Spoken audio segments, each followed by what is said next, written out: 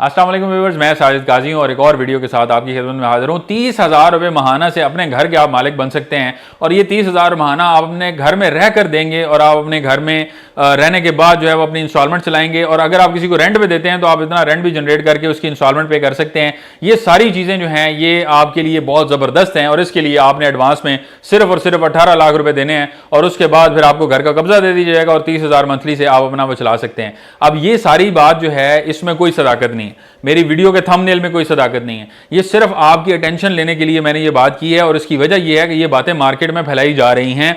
इस हवाले से मैंने 5 साल पहले भी एक कैंपेन देखी थी, उससे पहले भी एक कैंपेन देखी थी, आजकल फिर ऐसी कैंपेन्स एक्टिव हैं कि जिसमें डाउन पेमेंट्स का तकाजा किया जाता है और कहा जाता है कि आपको घर की जो कब्जा दिया जाएगा उसके बाद आप किस्तें देंगे। लेकिन जब आप एक्चुअली वहां पे जाएंगे तो आप देखेंगे वहां पे घर बने हुए नहीं है और जो बने हुए हैं वो ऑलरेडी पोजेशन में दे दिए गए हैं। आपको घर जो दिया जाएगा, ये जिसका पोजेशन आपको दिया जाएगा वो अभी बनना है, उसके ऊपर कंस्ट्रक्शन शुरू होनी है। 18 लाख रुपए में कंस्ट्रक्शन मुकम्मल नहीं होती। आजकल 5 मरला का नॉर्मल घर भी अगर बने तो 60-65 लाख रुपया तो नॉर्मल घर के ऊपर लग जाता है, जो कि किसी हाउसिंग सोसाइटी में नहीं है, किसी प्रोजेक्ट में नहीं है, जहां पे आपने स्टील का बहुत ज्यादा एक्सेसिव इस्तेमाल नहीं करना, जमीन सॉलिड हो आपकी, वहां भी 65 लाख रुपए से नीचे खर्चा नहीं आता।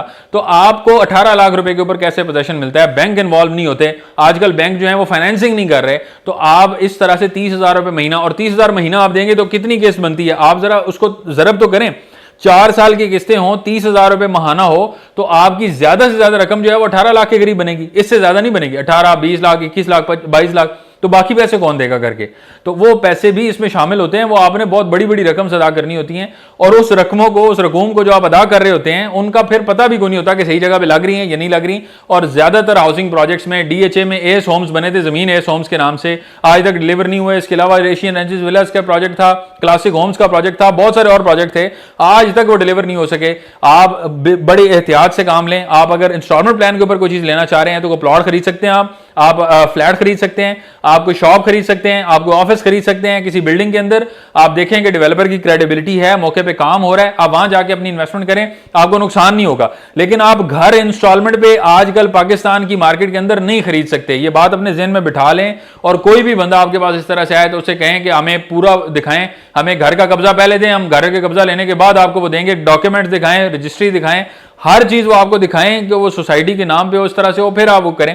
बहुत सारी चीजें जो है वो आप कर सकते हैं, लेकिन फिर भी आपको कोई नहीं दिखा सकता। ये मैं आपको, ये बीच में वैसे ही एक वो हो गया कि आप जाके देख सकते हैं।